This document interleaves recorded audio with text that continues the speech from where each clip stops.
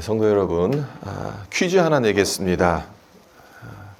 하나님께서 아브라함에게 약속의 말씀을 몇 차례나 주셨을까요?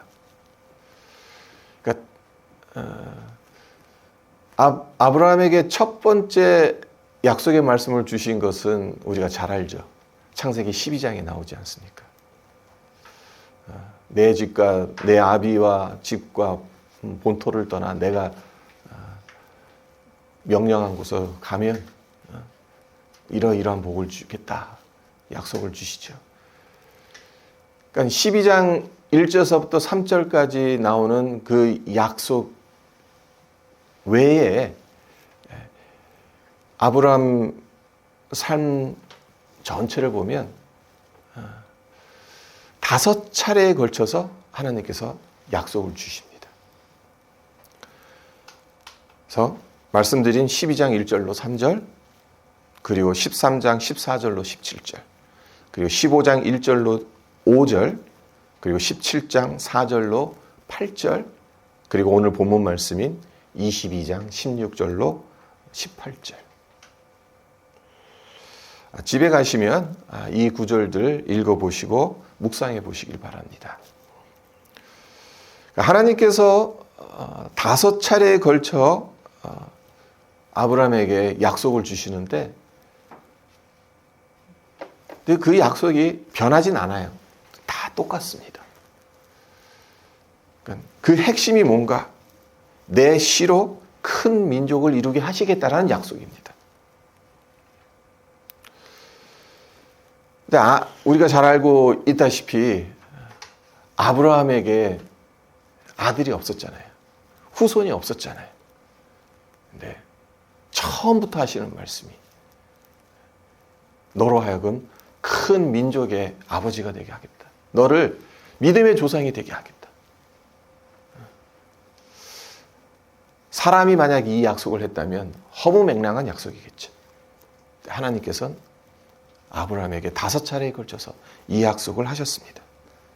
그 중에서 오늘 본문 말씀인 창세기 22장 16절로 18절은 이 모든 약속들의 하이라이트라고 볼 수가 있습니다.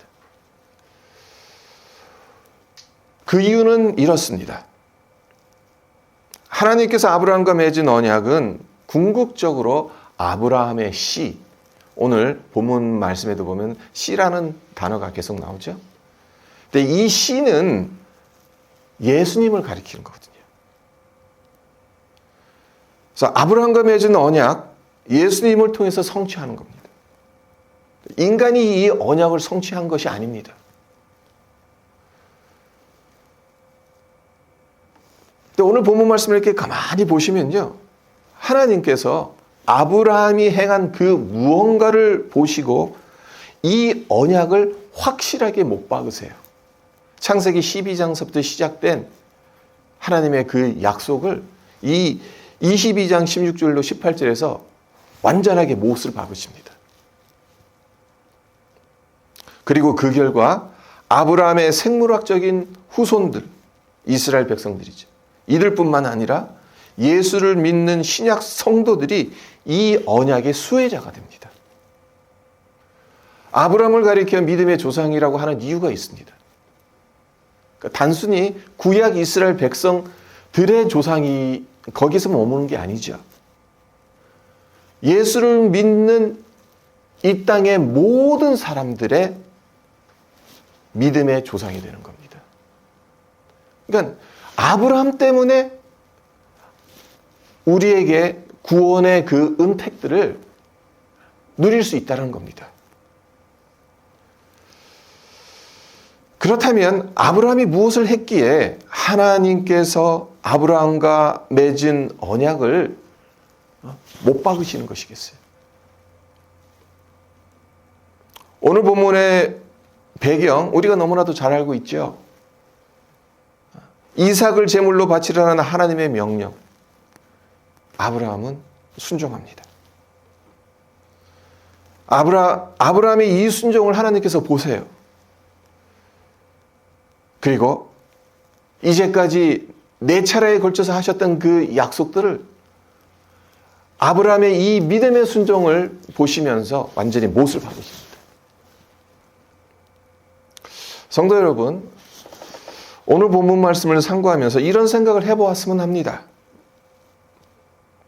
하나님은 아브라함에게 상상치도 못할 많은 복을 주셔서 아브라함에게 하나님의 인자심에 대한 빚진 마음이 들게 하셔서 하나님이 그토록 원하시는 일들을 하게끔 하실 수도 있습니다.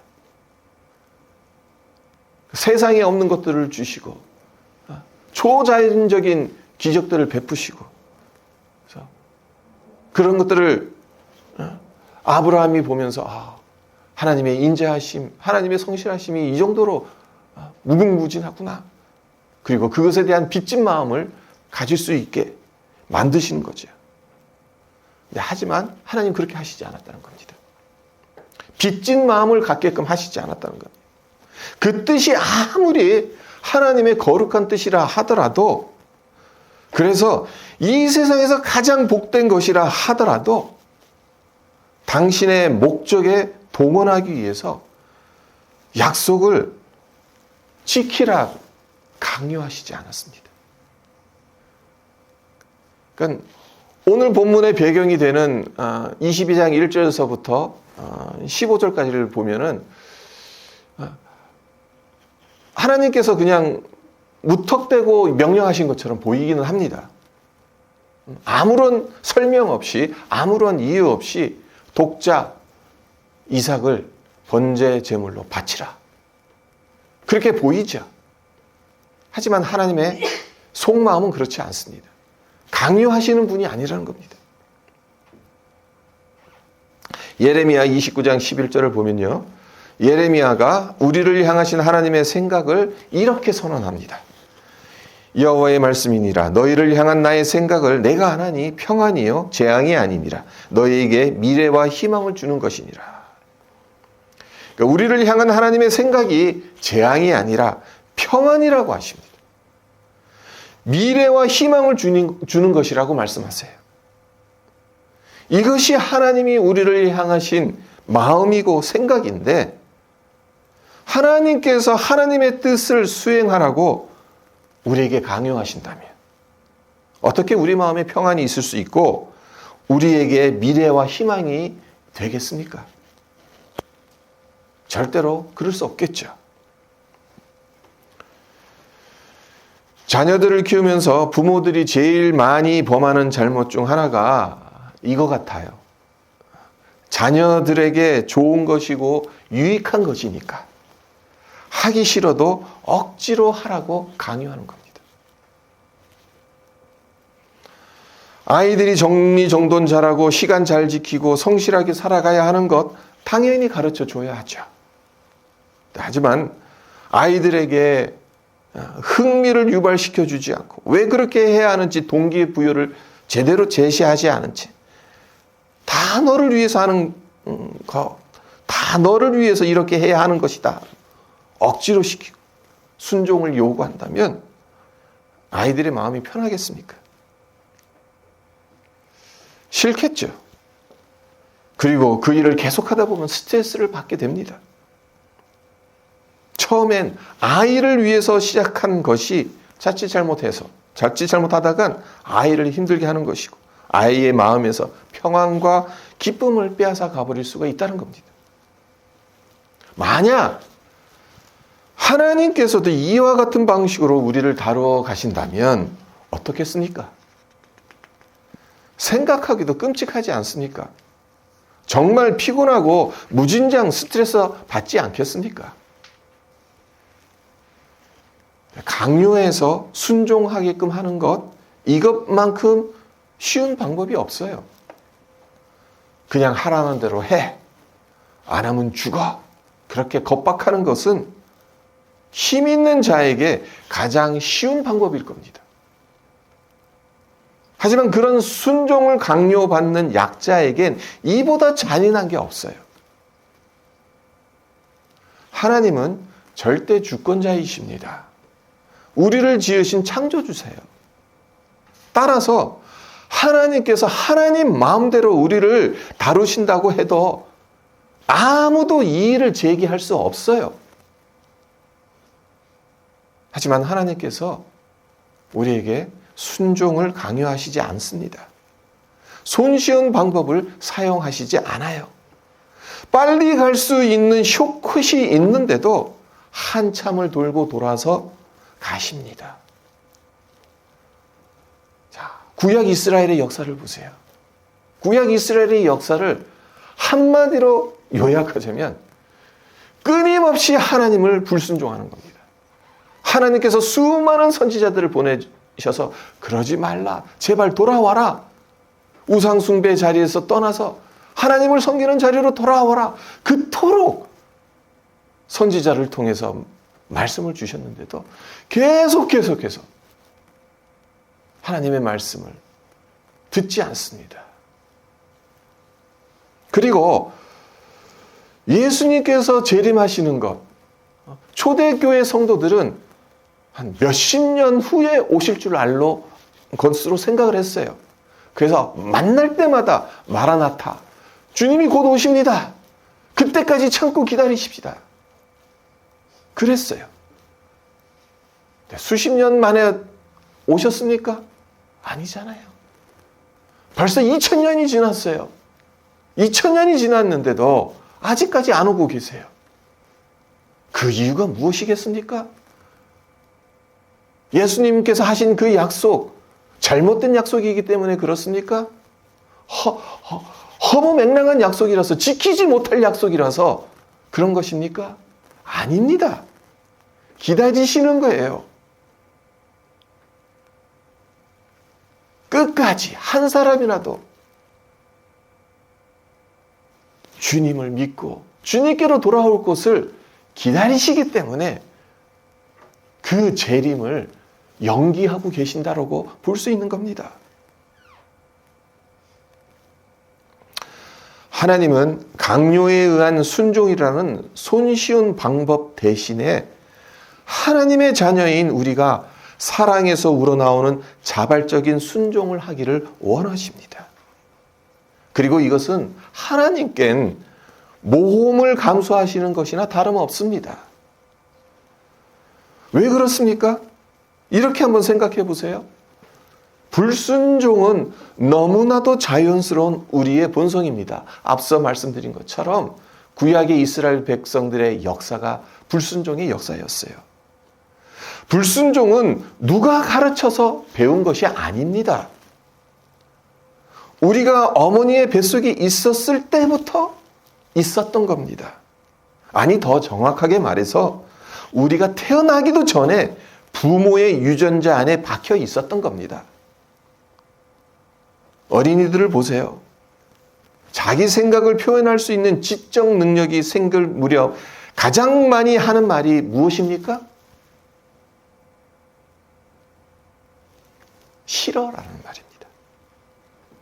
부모가 뭘 말해도 일단은 싫어. 벌써 십수년이 지났어요.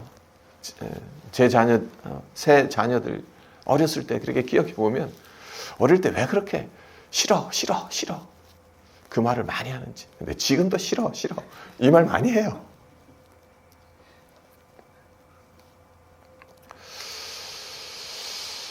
네, 왜 그런 말을 하겠습니까?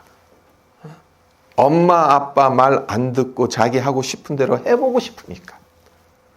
엄마 아빠 말하면 일단 싫어 이렇게 말하는 거예요. 이와 같이 인간이라는 존재는 태어나면서부터 불순종의 영을 지닌 존재입니다. 절대로 선한 존재가 아닙니다.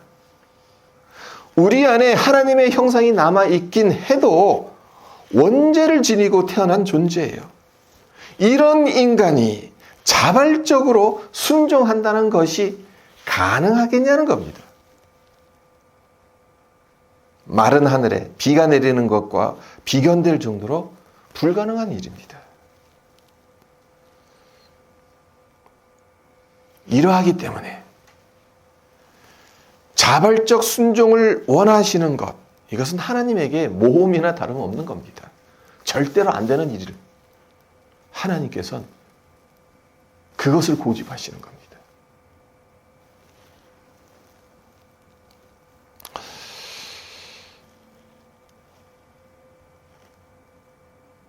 하나님은 우리를 소중하게 여기시고 대우하시기 때문에 이 방법을 고집하시는 거죠. 그리고 그 무엇보다 강요가 아닌 사랑에서 우러나온 자발적인 순종이어야 진정한 인격적인 교제를 할 수 있다라는 것, 그것을 잘 알고 계시기 때문에 하나님은 사랑에 근거한 자발적 순종을 우리에게 요구하시는 겁니다. 아브라함이 창세기 22장까지 오게 된 여정을 보십시오. 갈대아 우르를 떠나서 22장 여기까지 지금 어디에 이르럽니까? 지금 19절을 보면 브엘세바에 이르러 거기 거주한다. 근데 이 사이에 얼마나 많은 일들이 일어났습니까? 하나님의 명령을 지키긴 했어요. 하지만 완전하게 지킨 경우는 거의 없어요. 참으로 많은 실수와 잘못을 저질렀습니다. 그런데도 하나님은 그런 아브라함을 전적인 은혜 안에서 빚어가십니다. 그래서 아브라함이 하나님의 은혜를 경험하면 경험할수록 변해가는 것을 보게 됩니다. 그리고 마침내는 독자 이삭을 번제 제물로 바치라는 그 명령에도 순순히 순종을 하는 그러한 자리에까지 가게 됩니다.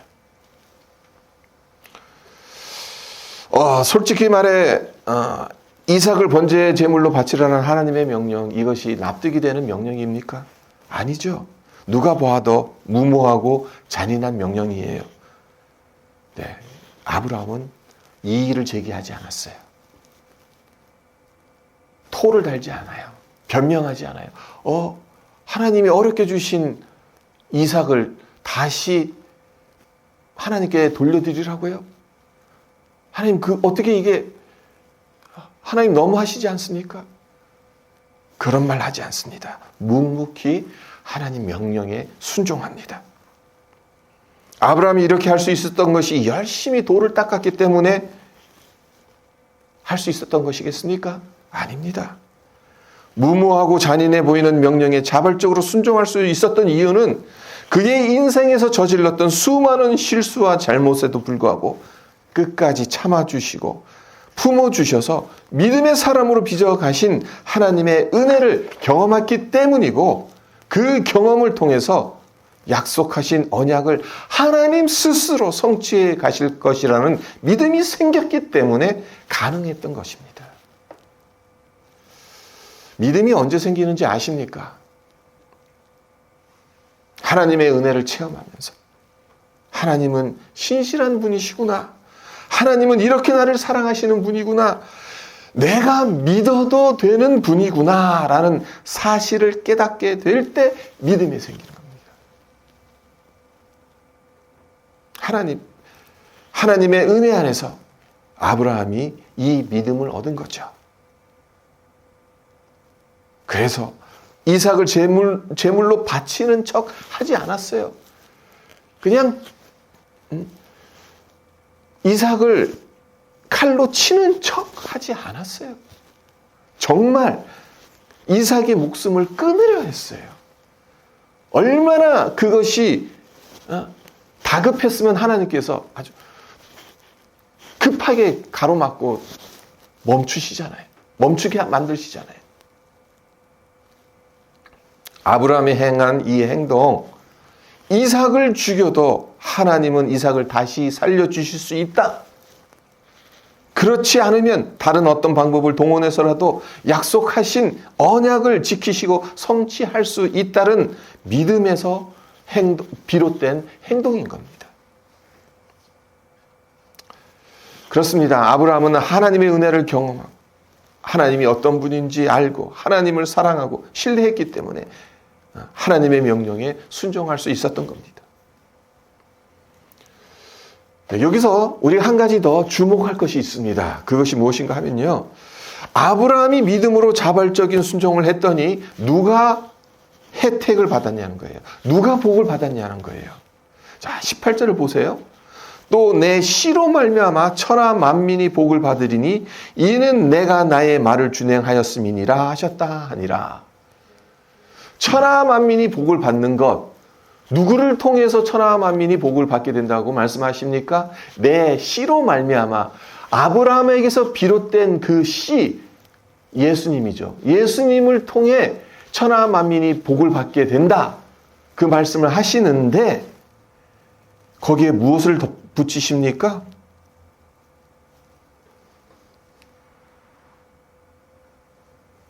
내가 나의 말을 준행하였습니다. 라는 말씀을 덧붙이세요.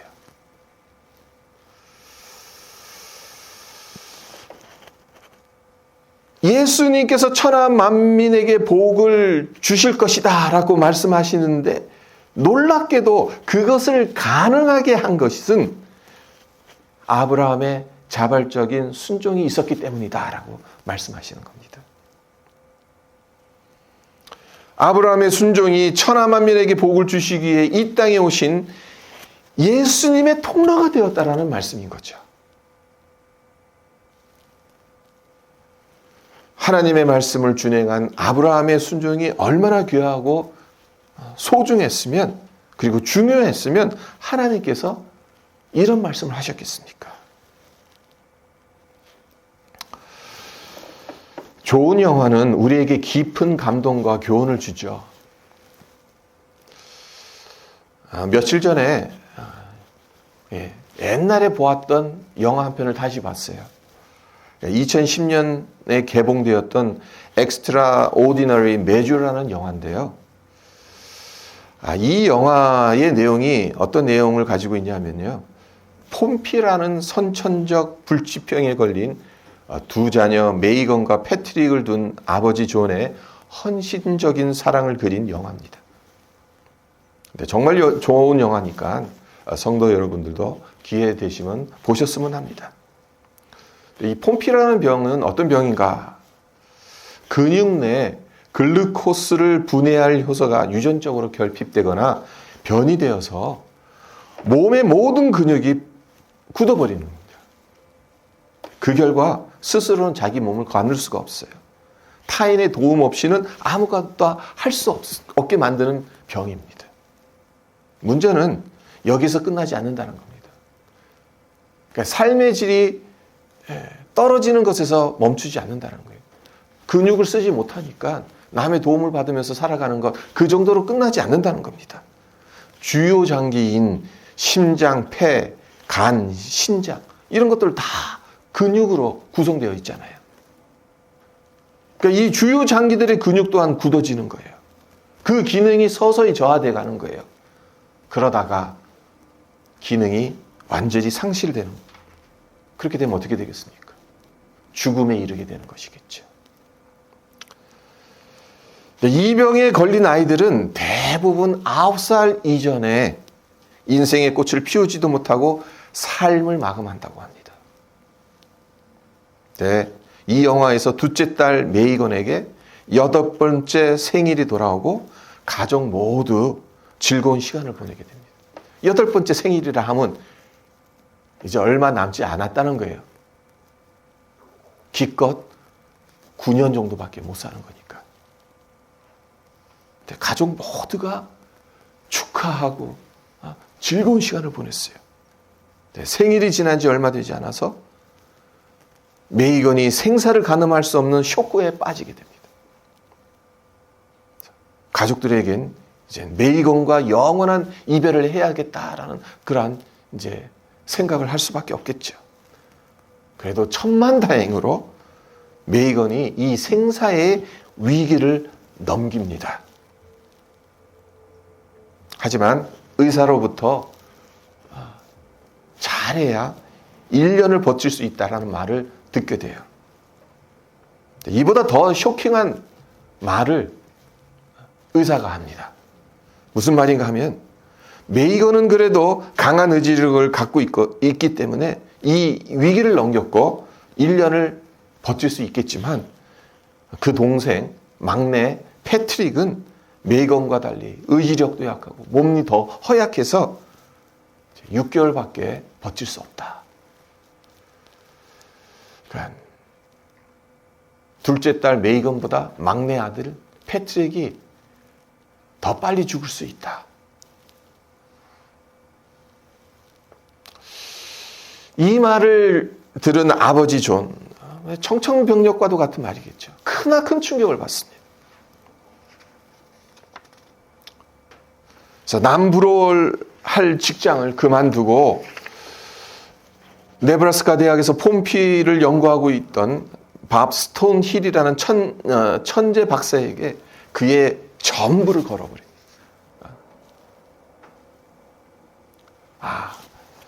스톤이라는 이 박사가 폼피를 연구하고 있으니까 이 사람이 신약을 개발할 수 있을 거다. 거기다 전부를 거는 거예요. 스노일 박사가 메이건을 만납니다. 거기서 또 동기부여를 받습니다. 신약을 빨리 개발해야겠다. 그래서 혼신의 힘을 기울여서 우여곡절 끝에 이제 신약을 개발하게 돼요. 기쁜 소식이죠. 네. 기쁨도 잠깐. 신약 테스트를 갓난 아이들에게만 할 수 있고 메이건과 패트릭과 같이 이제 어느 정도 장성한 아동들에겐 할 수 없다. 이런 통보가 내려옵니다.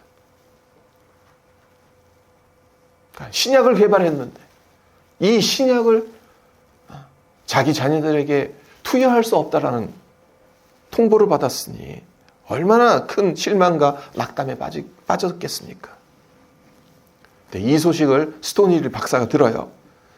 그리고 하나의 정보를 줍니다. 어떤 정보를 주냐면 이 신약이 유사한 유전자를 지닌 형제 자매들에게 어떠한 영향을 미치는지 연구하는 목적으로 테스트가 가능하다는 정보를 줍니다.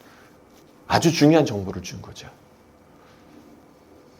이를 현실화하는 것이 쉽지 않았고 많은 어려움이 뒤따르긴 했습니다마는 존은 헌신적인 노력을 기울입니다. 그리고 결실을 맺습니다.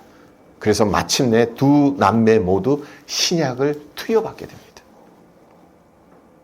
그래서 비록 평생 장애인으로 몸의 근육이 다 굳어져 있으니까 장애인으로 살아가는 것을 피할 수는 없었지만 더 이상 생명이 위태로워지는 사태는 일어나지 않게 되었어요. 그리고 근육이 굳어지는 것 역시 많이 호전되었어요. 이렇게 해피엔딩으로 영화가 끝을 맺습니다. 네, 제가 이 영화를 보면서 가장 감동을 받았던 부분은 생사의 갈림길에 놓여진 자식을 살리기 위해서 불가능해 보이는 어려움을 극복해가는 아버지 존의 헌신적인 사랑과 열정이 그냥 정말 어떻게 보면 스크린 밖으로 튀어나올 것 같아요. 그리고 그 열정과 노력 덕분에 그의 자녀들뿐만 아니라 폼피로 목숨을 잃을 수밖에 없는 수많은 아이들 그리고 그 부모들이 혜택을 받았다는 것. 한 아버지의 헌신적인 사랑과 열정이 기적을 낳았고 많은 생명을 살렸던 겁니다. 이 영화를 보면서 그런 생각을 해봤습니다.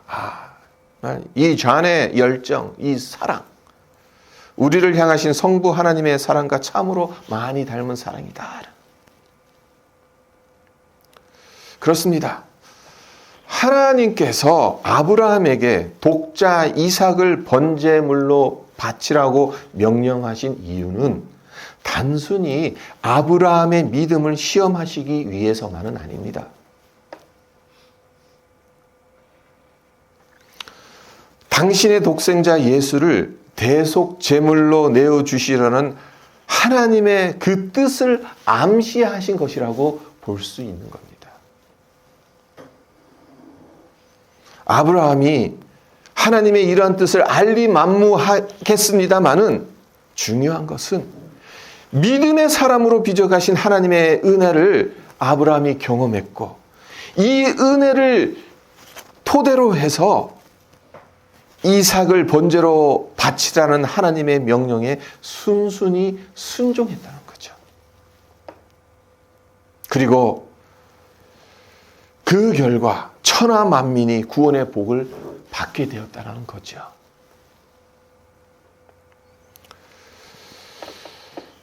하나님께서 우리를 먼저 사랑하셨습니다. 하나님께서 먼저 당신의 가장 소중한 예수님을 대속물로 내어주셨습니다. 그리고 그러한 사랑 안에서 우리를 믿음의 사람으로 빚어가십니다. 그러하기에 우리 모두 무엇을 하든지 하나님의 은혜에 올바르게 반응하는 사랑의 순종을 해 줄 것을 하나님은 원하세요. 먼저 우리를 향하신 하나님의 사랑을 십자가에서 보여주셨고 확증시켜 주셨어요. 그 사랑을 우리에게 주셨고 경험하게 해주셨고 그러하기에 억지로 내 명령을 지키지 말고 사랑의 속으로 나오는 자발적인 순종을 하라. 하나님께서 원하신다는 것입니다. 우리가 일상에서 많은 일들을 합니다. 또 교회에서도 일을 하고 신앙생활 해가는 데 있어서 많은 것들을 행하죠. 때로는 참 마지못해서 그런 일들을 해나갈 때가 있긴 합니다.